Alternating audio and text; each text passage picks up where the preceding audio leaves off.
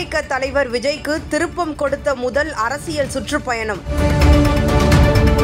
20 நிமிட பேச்சால் அதிர்ந்த ஒட்டுமொத்த தமிழக அரசியல் களம்.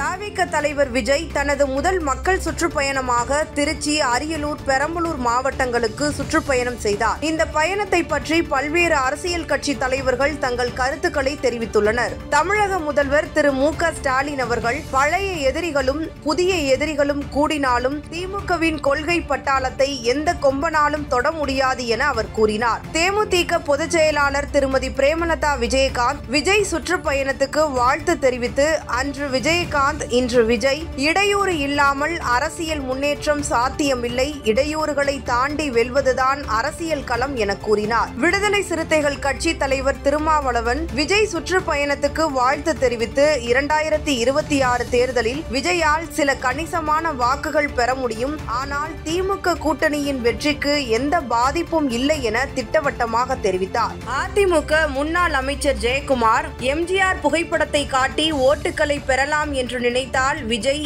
ஏமாந்துதான் போவார், அதிமுக வாக்கு எப்போதும் இரட்டை இலைக்கே என்று சாடினார். அமைச்சர் ஐ. பெரியசாமி, 2026 தேர்தலில் விஜய்க்கும் சீமானுக்கும் தான் போட்டி 3ஆம் இடத்துக்காகத்தான், எங்களுக்கு எந்த விதத்திலும் பாதிப்பு இல்லை என குறிப்பிட்டார். நாம் தமிழர் கட்சி தலைவர் சீமான் கடுமையாக விமர்சித்து, திரை கவர்ச்சியை வைத்து முன்னேற முடியாது, முதலமைச்சராக வேண்டும் என்பதே குறிக்கோள் அல்ல, முதலமைச்சராகி என்ன செய்ய போகிறாய் என்பதே முக்கியம், தனித்து நின்று அங்கீகாரம் பெறுவதே தலைவரின் மாண்பு, சினிமாவின் உச்சியை விட்டு அரசியலுக்கு வந்துள்ளேன், எந்த எதிர்பார்ப்பும் இல்லை என கூறிய விஜய்க்கு உன்னை யார் வர சொன்னார் என கடுமையாக விமர்சனம் செய்தார். பாஜக மாநில தலைவர் நயினார் நாகேந்திரன், ஒரு கவுன்சிலர் கூட இல்லாத கட்சிக்கு கூட்டம் கூடுகிறார்கள், அதை பற்றி பேச தேவையில்லை என பத்திரிகையாளர்களிடம் தெரிவித்தார். MP துரை வைகோ, விஜய் ஒரு உச்ச நட்சத்திரம், ஆனால் அவர் கட்சிக்கு ஒழுங்கும் ஒழுக்கமும் கொண்டு வர வேண்டும்,